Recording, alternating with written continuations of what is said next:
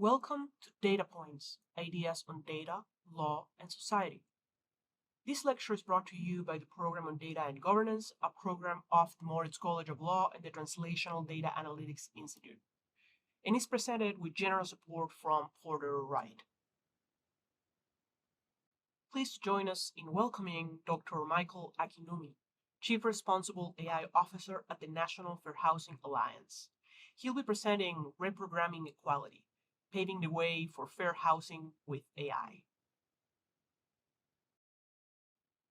Thanks for joining us today. Our program will begin shortly.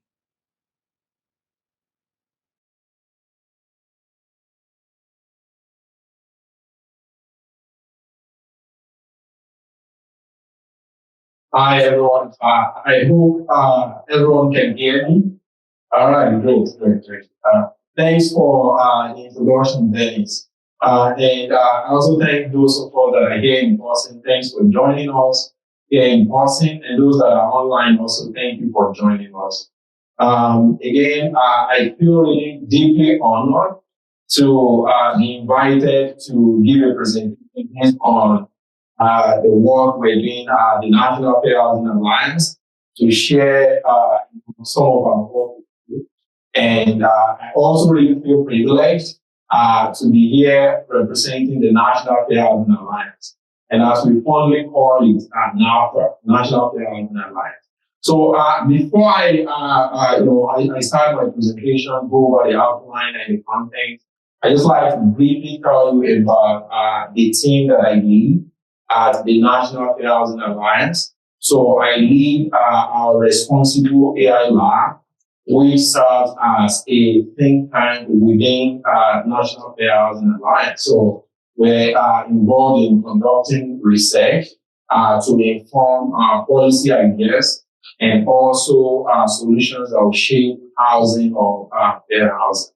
So for example, this year, our priorities, we're focusing on transparency when it comes to AI, transparency, algorithmic fairness or algorithmic debiasing. Privacy is also top on our list of things that we focus on. And in addition to that, we also focus on language model applications, because when it comes to public policy, enforcement, and law, we're actually seeing how language model applications, like I want to use the colloquial name that everybody is actually aware of, ChatGPT. We're seeing the use of that in our lines of work. So those are the 4 areas that we prioritize. Now, let me briefly tell you more about the National Fair Housing Alliance. So the National Fair Housing Alliance is the country's only civil rights organization that is dedicated to eliminating all forms of housing and lending discrimination and ensuring equal opportunities for all people. And we're actually a membership-based or driven organization. So we represent over 170 trade associations, and we work to dismantle long-standing barriers to equity and also build diverse, inclusive, and well-resourced communities. And in terms of barriers, depending on how you look at it, AI comes with a lot of opportunities. But as you're going to see later on in my presentation, you'll see some of the barriers we also need to be aware of, so that we make sure that on one side, we try to maximize the opportunities that come with AI, and on the other side, we effectively mitigate those barriers. Okay, I'm trying to advance the slide there. That's technology. That's new thing. Okay, all right, so all right, so here is my talk outline, and I'll try to make sure that I finish in time so that we can also take questions from the audience. So I'm going to briefly talk about, based on what we're seeing, example application of AI when it comes to access to rental housing and also home ownership, how AI is being used. And after that, I'm also going to talk about what I call unjust laws and housing data generating process. If we have tech people in the audience, oftentimes we forget that the data that we work with is a representation of realities, right? As long as it's a representation, we also need to think about the process that generates the data. So I'll try to make a connection between laws and the process that generates data. And after that, given the historical context in housing and knowing that those histories, the unjust laws can actually constitute barriers to access to housing and other associated opportunities, I will talk about techniques that can be used to remove bias from housing data, from AI itself, and also policies that implement the algorithmic decisions. And I will also talk about a recent case study based on a collaboration between the National Fair Housing Alliance and a fintech that is based in LA, where we applied an algorithmic and biasing technique to housing data. I will share with you some of the findings. And I will wrap up my presentation by talking about limitations and what to expect, limitations on the data, limitations on the law, and also limitations of the technique itself.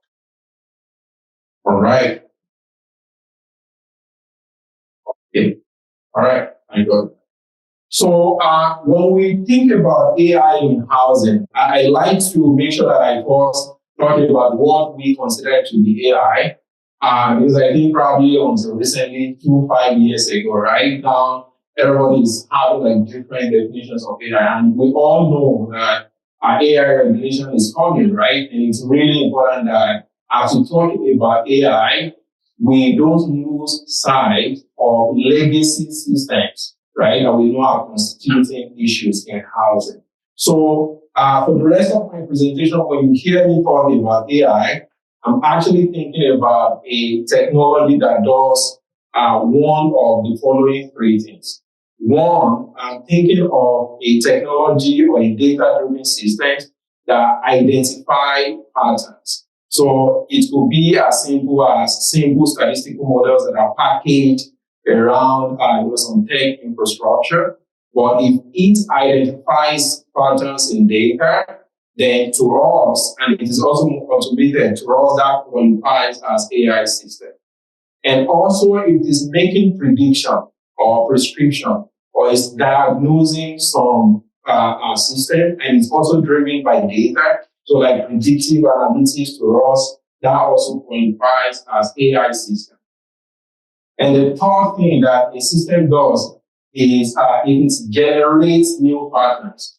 Now, when we're talking about new pattern generation, we often think that, well, these patterns are coming from nowhere, right? But we know that you can't have a text system that is generating patterns without having historical patterns. So just to recap, for the rest of my presentation, when I talk about AI, I'm talking about a system that identifies patterns, a system that predicts, prescribes, or diagnoses based on patterns, and or a system that generates new patterns. So that said, when we think about housing, so there are a lot of instances where AI or tech is being used. Some of us that are here, you're either renting or you have your own home, right? So you could think about your journey, how technology was actually used to make decisions along the line when you wanted to rent your apartment or when you wanted to own your property.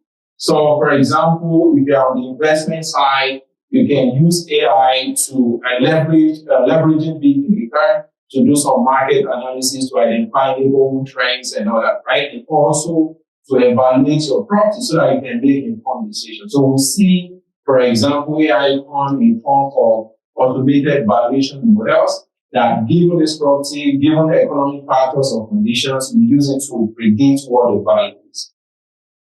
When it comes to spraying tenant or credit scoring, I want to believe that everyone here has a credit score, right? And it's probably coming from one of the main credit reporting agencies. So there's a lot of data, and the way AI works here in housing is that we want to use it to actually screen tenants, and hopefully we're talking about a landlord that wants to find or identify a reliable tenant so that they can actually maximize the rent, right? Or when it comes to credit scoring, you want to make sure that based on the quality of credit, you can actually identify prospective applicants that will not default on those. So that's one of the other areas that we see AI being used. The other one is property management. So when it comes to property management, for example, lease administration or maintenance requests, and we see a lot of chatbots being used to actually manage requests, or maybe even forecast and anticipate requests that are likely to come from tenants, requests that are likely to come from homeowners, right? And then you can use technology or AI system to actually manage or those requests.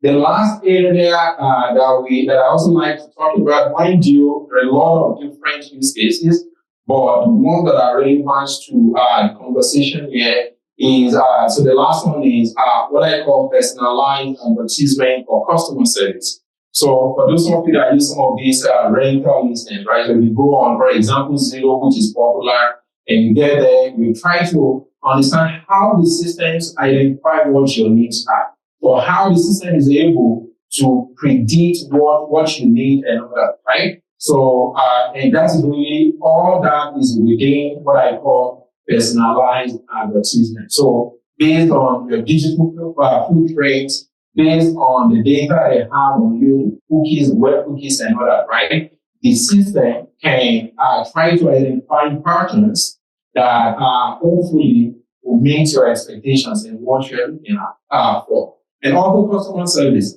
So, for example, on the retail side of banking, you'll be walking into a branch, and based on transactional data that the bank has on you, they can try to anticipate what your needs are so that you can have the next best conversation with you as a consumer.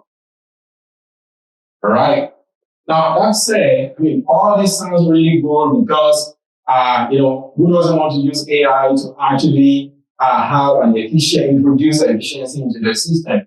But, these opportunities also come with challenges. And I'm going to highlight 4 challenges here that are relevant to my presentation.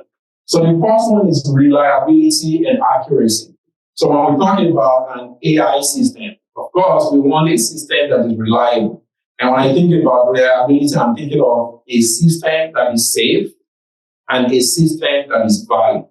Now, if you have a system that impedes access to housing, it's not a safe system, right? And it is not valid. Valid in the sense that maybe it's only valid or more valid for a certain group and less valid or less accurate for certain groups, right? That's some of the challenges that come from using AI in housing. And as you're going to see later on, the reliability and accuracy is actually tied to the historical context that generates the data itself. And the other challenge is data privacy. So when it comes to big data, oftentimes, and before the advent of big data, we talked about privacy and all that, right? But then I can tell you that almost surely, if you have a sufficient data point, you may actually be able to breach individual privacy in data. But that doesn't mean that we shouldn't try to address the challenge. But, on the previous slide, I was talking about personalized advertisement, right? So if an algorithmic system is going to make recommendations that meet your needs or expectations, they also need access to some data, right? And so that said, data privacy is another challenge that AI systems need to overcome. All right, regulatory compliance. So in Equal Credit Opportunity Act, for example, we have adverse action notices. So if you make a lending decision and the decision is adverse to the consumer, the law requires you to actually explain why the reason behind the decision, right? But then if you pick an average AI model, it probably relies on more than 50 or 100 data points, right? And that also comes with the complexity of the model. So the question is, how do you explain the decision when the model that you actually have is complex, right? Even though we have laws that require you to actually explain. Now, another concept I like to share with you is what I call contestability. So we do believe that consumers have the right to contest algorithmic decision. So, for example, not only the right about the decision, to contest the decision, but right to actually contest the data points that are going into the system, right? But then we know that complex models, when it comes to AI, it's even unknown to the developers what features are driving the decision. So then the question is, how do you explain what you don't even understand to consumers that are contesting the decision? So these are some of the challenges that one needs to be aware of. And of course, bias and fairness. And I'm going to spend some time on talking through what I think, how bias is different from fairness, because as you're going to see later on, the difference informs the implementation of the math or the technique that is being used to remove the bias or to constrain the models to be fair. So bias and fairness, again, is one of the challenges that we need to overcome. All right, now we can't just jump into bias and fairness in housing without really talking about unjust laws and also the process that generates them. Now, given my background, when I'm presented with data, I always try to take a step beyond the data and understand the process that generates the data. Because oftentimes, as a data person, we build these models, and again, you want to focus on accuracy, right? You don't even think about how, for example, unrepresentative the data is. The other time I talked about AI identifying patterns. But if you think of data as a representation of people or people's stories, then we also need to be thinking about who are the people that are not visible in the data. Who are the people that are more visible in the data? Is there something we can do to, for example, make sure that data is representative for the problem we're trying to solve? But before we jump into thinking about the solution, we also need to think about the history of the laws, right? That actually led to the generation of those data. Now, some of the laws that I'm going to be talking about here, they are for good reasons no longer in existence, some of them, but we still see the consequences in the data. And that's why, as an AI developer, we need to go beyond just thinking that, the data is factual, but also think about it as a representation or a snapshot of some fact, and also think about how to deal with the legacies. Okay. Now, when we talk about unjust laws, and we also talk about algorithmic debiasing, I always think about counterfactual analysis. So again, counterfactual analysis, this is an area of algorithmic debiasing technique and all that, right? And there is rich, deep math for that. But the way I think about it is, if we have different groups, and say you have a group that is majority and the other group is minority, or let's say in housing in particular, where race is protected, we have, let's say, majority white and also minority or people of color, right? And so if you think about it, like if you switch sides and you also are able to look at the consequence or the impact or the effect of this law, how would you respond to that? Now, if the answer is, well, this is not how I would want to be treated, then to me, doing that counterfactual analysis on the output, right? Switching sides based on the protected characteristics, to me, that qualifies as unjust law. So if you think about, for example, the practice of redlining, and we still see this practice in, again, the housing data, like we see segregation everywhere. But the practice of redlining, which was actually institutionalized by the home loans operations and also the Fair Housing Administration in Texas, right? So this is, to me, the law that tied race to race. And again, when we develop our AI model, we try to debias or remove bias from the data and all that, right? It's still clear to us that there's still a link based on the effect of the practice of redlining in the 30s. Also, when we think about racially restrictive covenants and also the benefits that actually came post World War II, right? We know for a fact that those benefits that come with GIB of the 1940s were not evenly distributed. And the impact of that is still in the housing data that we actually analyze to build housing solutions. Also, now, I always talk about, well, right now in housing, we have the Fair Housing Act.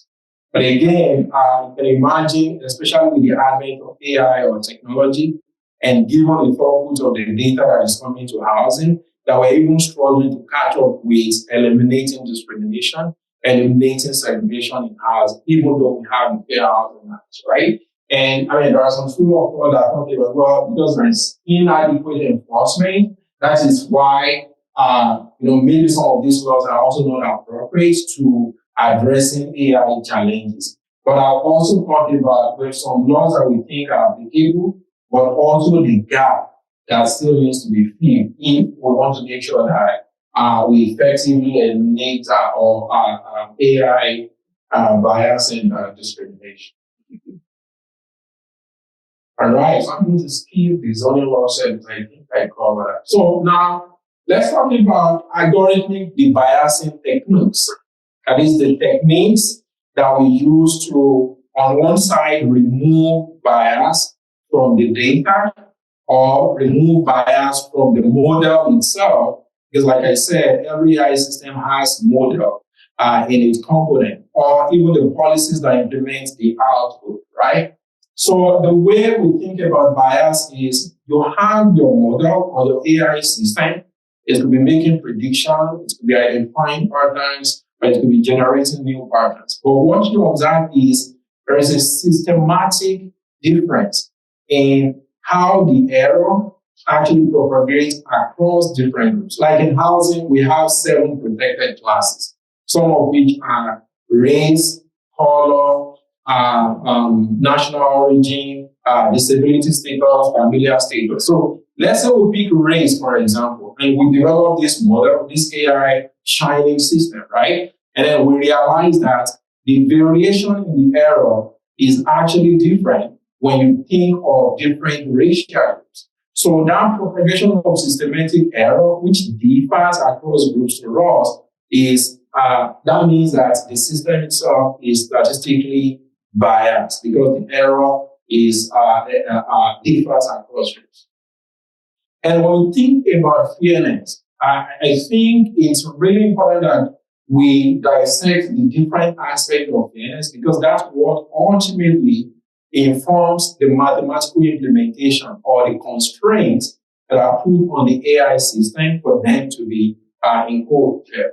So I always look at 3 different aspects. So one is distributive fairness. And by distribution here, we're thinking about, well, so say for those of us that are salaried employees, right? You want to think about, well, there's somebody who got promoted and you think about looking at the outcomes, right? Is it really fair? Or the resource that was actually dedicated into that promotion, is that really fair, right? And the same thing transfers to AI in housing because to us, that implies fair impact, right? So when we think about disparate impact, disparate treatment, so the concept of distributive fairness actually transfers to fair impact. Now, one limitation there is that when we're talking about disparate impact, the focus is on the outputs. But when it comes to AI system, a lot can go wrong just before it gets to the output. And just waiting on the output's end to fix the problem is really not sufficient for AI using housing.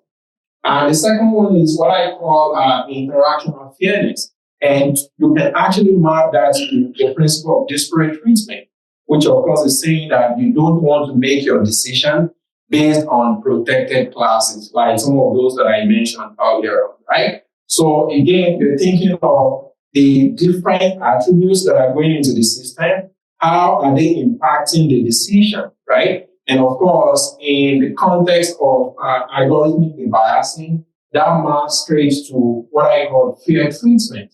Because we want to make sure that the protected classes are not being used. Now, what is the challenge there? The challenge there is that when we talk about big data, when we talk about AI, right? So these are not models that are driven by, let's say, 12 variables or 10 variables. We're talking about hundreds of variables. So it's all easy to, develop, to create proxies, right, for those protected classes. For example, if you have like some variables that maybe even to the developers, you don't think are proxying for race or are proxying, for example, for color, right? When you have sufficient amount of those variables, they could still qualify as proxies. So that means that the concept of disparate treatment or interactional fairness, even combined with distributive fairness or disparate impact, may not be sufficient for AI applications in housing.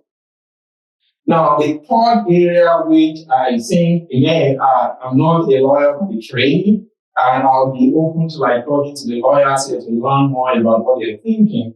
But based on my research and what we do, the third area here, procedural fairness, I think is still lacking in law, right? Now, I'll tell you what I mean by that. Because this is really about, when we think about AI system, we have the data that is going into the system.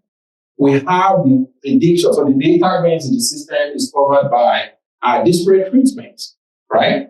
And the output or the decision coming out of the system is covered by disparate impact.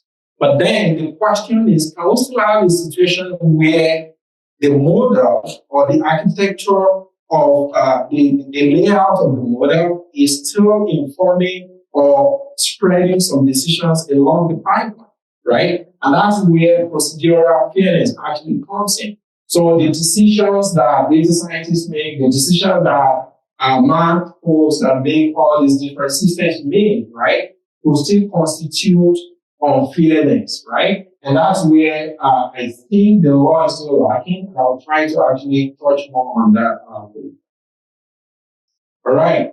I've talked about disparate treatment, I've talked about disparate impacts, and also relevant laws that actually cover them.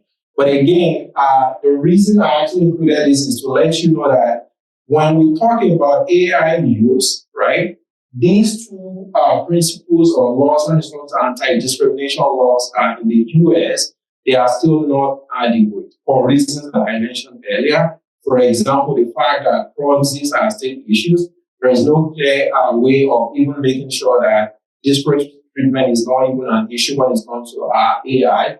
And disparate impact, just focusing on the outcome is not enough. But there's also a way where if the model is not constrained to be fair, right, we can still have that issue.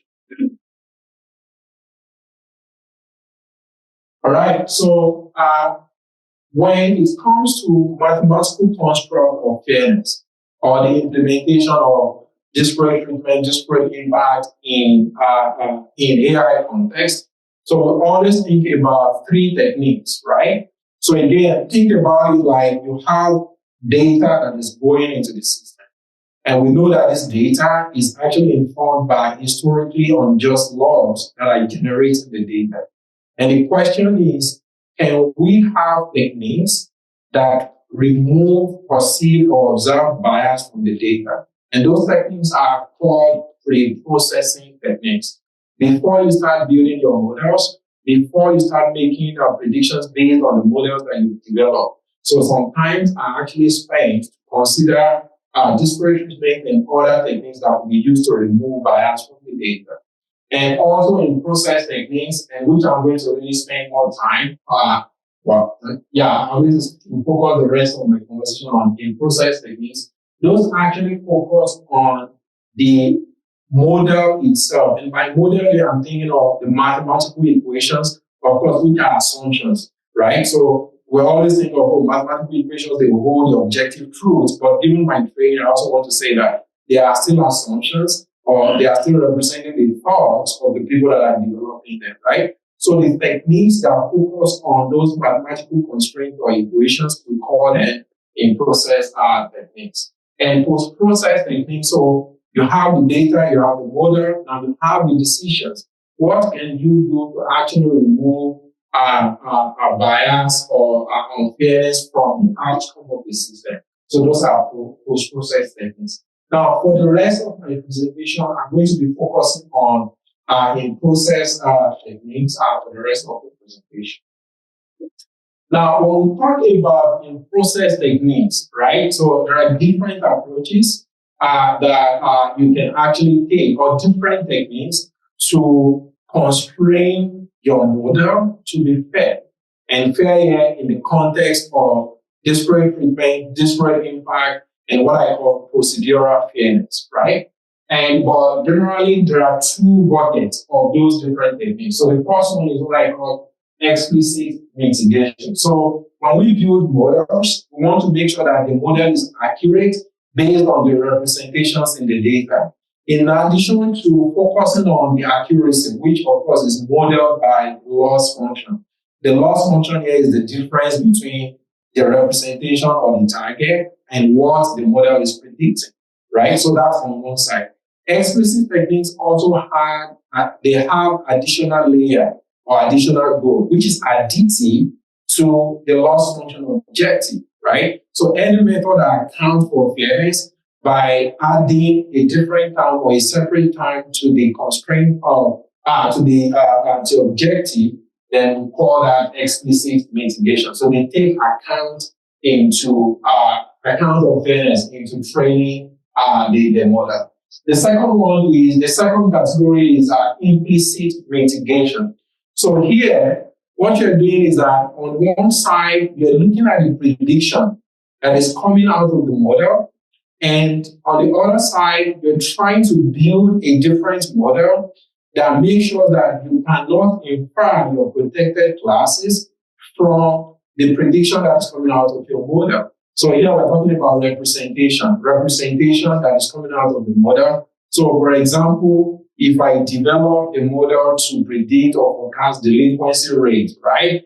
And for individuals, I want to make sure that the prediction or the score that is assigned to an individual is not serving as a proxy for the race or the color or any other protected characteristics of that individual. So those types of methods, we call them implicit mitigation. Now, the result that I'm going to share with you based on our joint collaboration with a fintech based in LA is just going to focus on explicit in processing techniques. All right, so I'm going to just briefly talk about the research that we conducted with a fintech that used a technique that we call distribution matching technique. And so what we did was that we wanted to build a model that we can use to underwrite mortgage applications and then also price mortgage loans, right? So we got this data huge, like over 40 million records, and we wanted to test a technique that would take into account the historical context in the data. Because some of the techniques that were reviewed are not really adequate to account for the impact of loss in the data. And so we did that. It's something that went over a year. And we applied this distribution matching technique. And by distribution matching technique, so you can think of, let's say we talk about race now and just black and white, for example. And you develop your models, it makes predictions, right, on white applicant and also black applicant. And here, we want to look at the distribution that is coming out of the system and the constraints that we're introducing here, again, to meet our objective of disparate impact and disparate treatment, is making sure that the distribution of the prediction is similar, if not identical. So that technique that tries to match the distribution that is coming out of the system, right, while accounting for the historical context of the loss, is what we tested with this fintech that was based in LA. Now, the key findings from the research here, we saw that when we think about disparate impact, so we observed significant reduction in outcome disparity for Black and Hispanic applicants on one side, and also non-Hispanic white. Usually, when we think about algorithmic fairness, we always think about it as a zero-sum situation or zero-sum game, right? But I'm happy to tell you that there is no question about like trade-off, like building a model using distribution matching techniques that impacts non-white applicants. So we saw that there was a significant reduction in disparity. And the second key finding is looking at adverse impact ratio, which of course is a principle that came from employment, and we also use it in housing. So again, in the interest of time, I don't want to go into some of the limitations of some of these metrics. So we saw that there was an increase in adverse impact ratio when we compare Black mortgage applicants with white mortgage applicants. And on pricing, there are some limitations that we observe when it comes to distribution matching technique. That has to do with the mathematical construct, and it also has to do with the data itself. I have just 3 minutes, and I really want to take questions. So I'm going to skip to some of the limitations, because I think that is very, very important for us to facilitate the conversation. I actually have 2 minutes, sorry. Okay, so let's talk about limitations, right? So one limitation here when it comes to the mathematical implementation is, I mentioned that in housing, we have 7 protected classes, right? Now, what does it mean to just focus on one protected class? Because the example, the findings that I shared was just based on race. But mind you, there are other protected classes. How do we develop a fairness technique that accounts for all these different protected classes at the same time, right? And the second one I also like to mention is, again, the challenge of defining fairness, because the explanations that I gave about fairness is based on 3 different areas, right? So I talked about interactional fairness, distributive fairness, and also talked about procedural fairness. But when you take this out of housing and go to a different sector, we may actually have to like adapt that definition. And just briefly, quickly, I want to talk about legal challenges that we face when we're doing this research. So the first one is the tension between disparate impact testing and disparate treatment. So disparate treatment is saying that we are not allowed to use protected classes in the model, right? Disparate impact is looking at adverse impact ratio, right? We want to make sure that the ratio for different groups is at least it's above a certain threshold, right? Automatically, there is a tension because to date, none of the algorithmic debiasing techniques, all of the algorithmic debiasing techniques rely on protected classes. Now, when you talk to professionals, what they tell you is that, well, we use protected classes in training, but not in prediction or decision time or business environment. But the question is, what you do in training is what informs the decision. So automatically there's that tension. So if we want to continue to adopt or promote the use of these techniques, we need to resolve that tension between disparate impact and disparate treatment.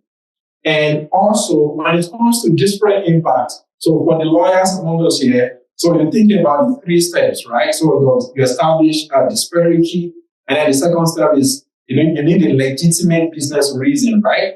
And then the third step here is talking about, well, let's search for least discriminatory alternative, right?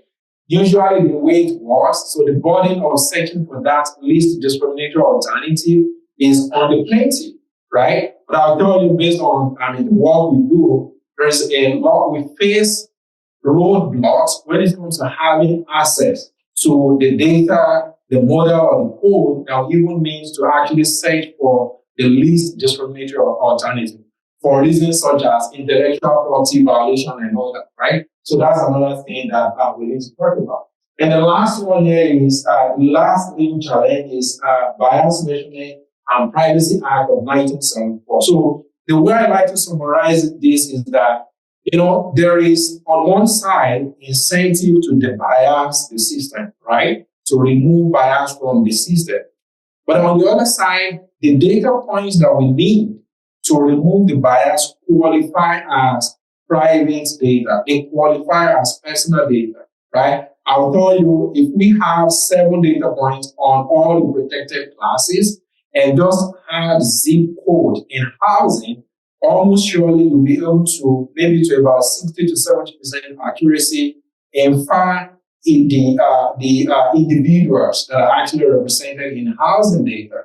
So again, there is tension between privacy and the need to actually test or remove bias from the model. So these are some of the legal challenges that we face in applying some of these fairness things. And with that, I think I'm 2 minutes over time. I've come to the end of my presentation. Thanks for giving me attention. And I'll turn it over to Dennis and team.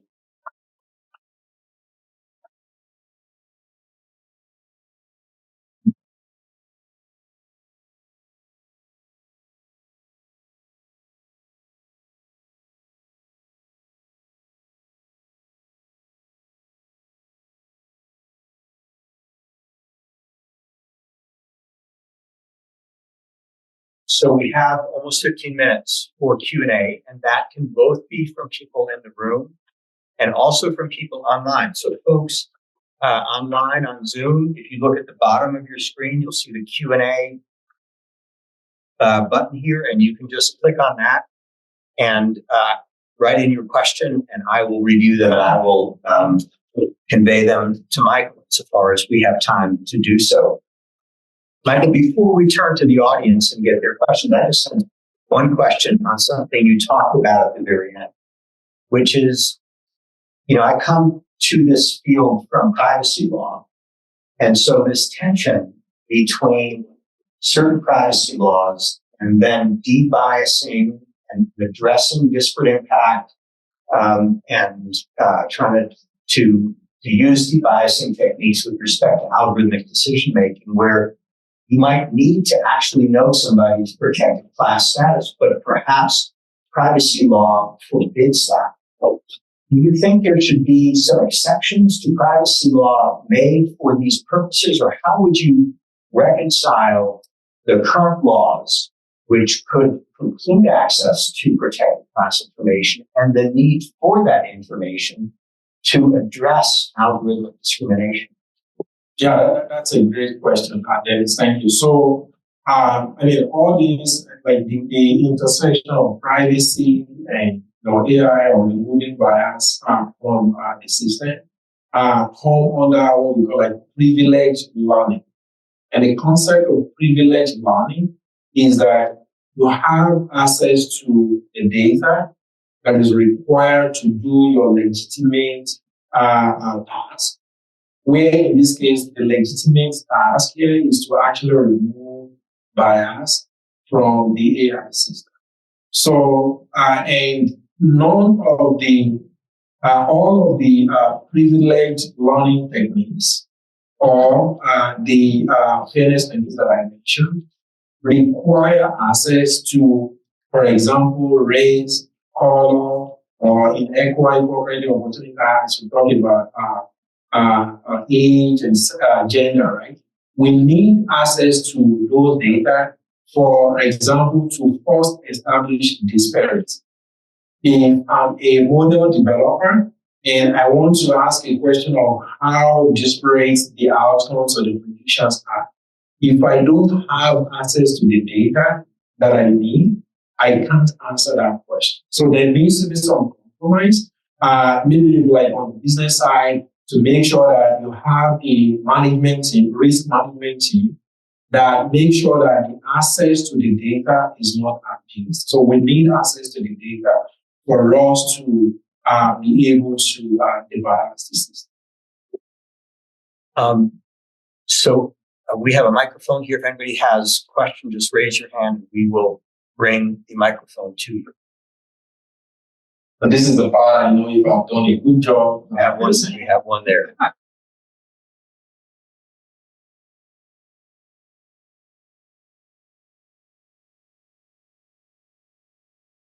Hello, thank you for the talk. I want to ask, before AI, what techniques were used to solve like fair housing problems, and what like extra edge is the AI providing in this case that like didn't solve before? Well, that's a good question. So, like I covered during my presentation, right? So when I was explaining what AI is and the way we look at it, we were actually intentional about defining AI because we want to make sure that the legacy systems, like automated underwriting systems or statistical models that are being used, right, they are still considered to be AI. So it's not just complex algorithms or models like deep learning that are informing ChatGPT. So to your question, before the advent of these complex machine learning models, we had simple business rules where they're just logic and coded to make decisions. So if, Y, do, Z, and all that. Right? So these are just like business rules. We also have instances where linear models, like statistical models, are being used to make predictions, like in credit scoring, or even when it comes to tenant screening. So simple linear statistical models are being used. Now, because of the advent of new data sets, what qualify as alternative data, unstructured data, or for example, you could think of utility data and all that, right? These data points are not amenable to these linear models, and that's the advantage that AI actually has when it comes to housing.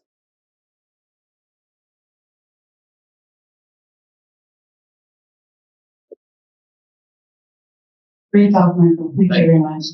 So I have two related questions.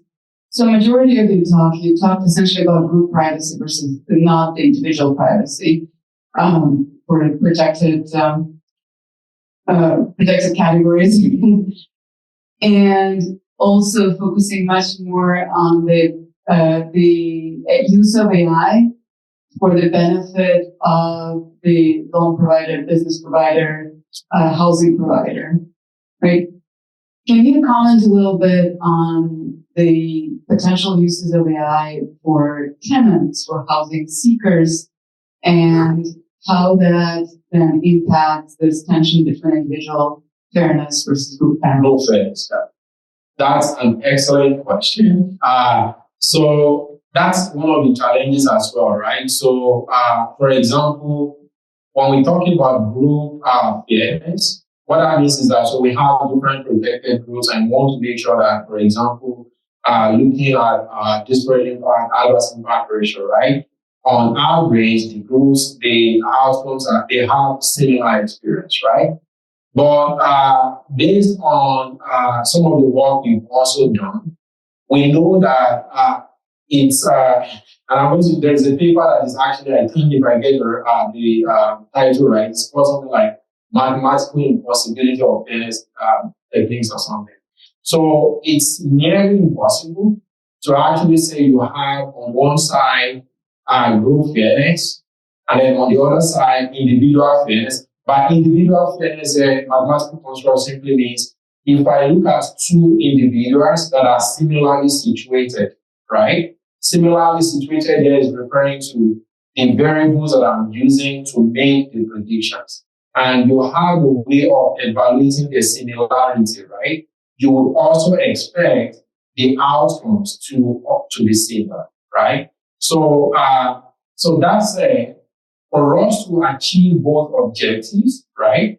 We need to actually train the model to account for the differences to account for the similarities in the attributes, and then also on the other side, the group fairness, right? So now one example of individual fairness is again counterfactual analysis, right? So you want to make sure that if the only thing you're changing based on the model output are the protected classes, again you still want the attributes to be similar. Now, to your other question about tenant screening, so one of the things we see, and again, based on, I think there was a slide where I talked about tenant screening, right?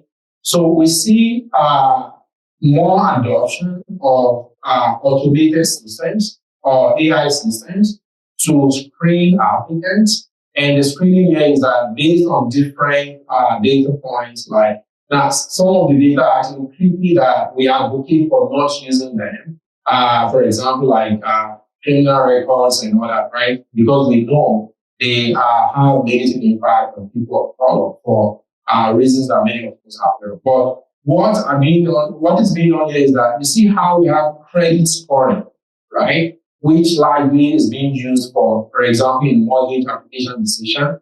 So we have industry players that are also developing what they call tenant score, right? And based on different data points like historical information about where you rent, your rent payments and all that, and also alternative data like utility data, telco data. So they use that, they aggregate it to make, to create what they call tenant score. And the objective here is that they're trying to identify tenants that are going to be reliable when it comes to like paying their monthly rent. So that's one use case that I see. And based on some of the comments letters that we submitted, because I think there was a request for information that was submitted by the CFPB last year. We actually submitted a comment letter. We see that there are some data that are being used that should not even be used, like the criminal record that I mentioned, right?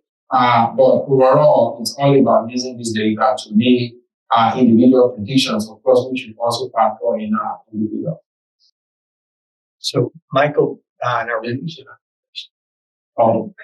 okay, let's do that again.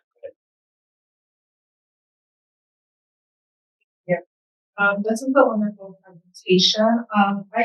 For the first question, I can help us out think about HIPAA and how that applies to like healthcare industry and how maybe something similar could be enacted for, housing. But my question is, are we currently using AI in the housing industry? And if not, how long do you think it will take for this to be adopted nationally in the housing industry? Yeah, that's a good question. So based on some cases that I publicly available, like NAFA, we sued successfully Facebook, now Meta, using AI to on their advertisement platform, right? And this is like complex model that we use, and we have information about this on our website, like also the segment terms. The DOJ also sued Meta or Facebook, so they're using AI to make a housing advertisement, right? And so based on that, on the advertisement side, on decisions related to leads generation, because before the advertisement, there are different models that are being used. For example, they come under the umbrella of fraud models that are being used to generate leads. So we're seeing AI or machine learning algorithms being used on advertisement, leads generation, and also some of the financial institutions that we talk to, when it's sort of like making mortgage lending decisions, they're using machine learning models, which of course is an instance of AI. So we're seeing we're seeing this financial institution using machine learning models of AI in housing. Now, there is a case, I think if I get it right, it's probably in Chicago, where not ChatGPT, but they call it conversational chatbot, is being used to make decisions when it comes to like those that have housing vouchers, right? So, and there's actually, the case is still ongoing. The evidence here is that those, like if you try to get rental housing and you have housing vouchers, the system, the chatbot will actually flag you and they need to be rerouted, and ultimate decision is that it needs to be denied. So these are some of the applications that we see. Now, for reasons such as intellectual property, and also even if you think about the disparate impact and doctrine, some of the fact that, proving some of these things require access to the data, right? We may not really know like the true picture or the extent to which AI is being used in housing. But those examples that I shared are the ones that we know about where or how AI is being used in housing. Michael, just in the time that remains, we have a couple of questions from our online audience that are a bit more technically oriented. presented. One comes from somebody who works at the National Institute for Standards and Technology, NIST. And this person is asking, should we focus more on model choice as opposed to the objective function that an already chosen model, that is used for an already chosen model? Does it matter what model strategies we use? And should that be an area of focus? And the other question coming from one of our colleagues here at Ohio State, I'm just going to read it. What about uncertainty? How does one deal with fairness in loaded social contexts like housing, where epistemic and aleatoric uncertainty abounds? All right, good. Well, I'll take the first question. The second one about uncertainty. Of course, most of the data, the models here, they are really deterministic. And of course, when it comes to like everything related to the use of AI, even making decisions about techniques, privacy, resolving and all that, right? There's a lot of models, but for that, I'll just take the first one about model choice, right? Now, I think during my presentation, I talked about when we look at mathematical equations or mathematical models, we perceive them as objective truth. But we know that they're actually approximations of realities, right? So in developing these models, one of the things we advocate for, and this is actually included in algorithmic auditing framework that we published at NAFA, we call it purpose PPM, purpose process and monitoring framework, right? Is looking into the subjective decisions that data scientists make when it comes to deciding what model to use. So as part of the artifacts or reports that come at the end of model development, right? Presumably, we're going to see the rationale behind the different model choices, right, that are made. And there are different techniques there. So everything comes under model selection. So we need to not just focus on a particular model, right? Like the distribution matching technique that I mentioned is a technique that is independent of a particular model that you choose. But yes, there are different models. It could be simple models like logistic regression or complex machine learning models. Even within machine learning models category, there are different models. But ultimately, we need to also focus on why a particular developer decides to go for a particular model. Well, thank you. And please join me in thanking Michael. Thank you. Thanks all of you for coming. We have our next data points in a month on February 29th, and we'll be sending out information about that soon. Thank you for joining us today.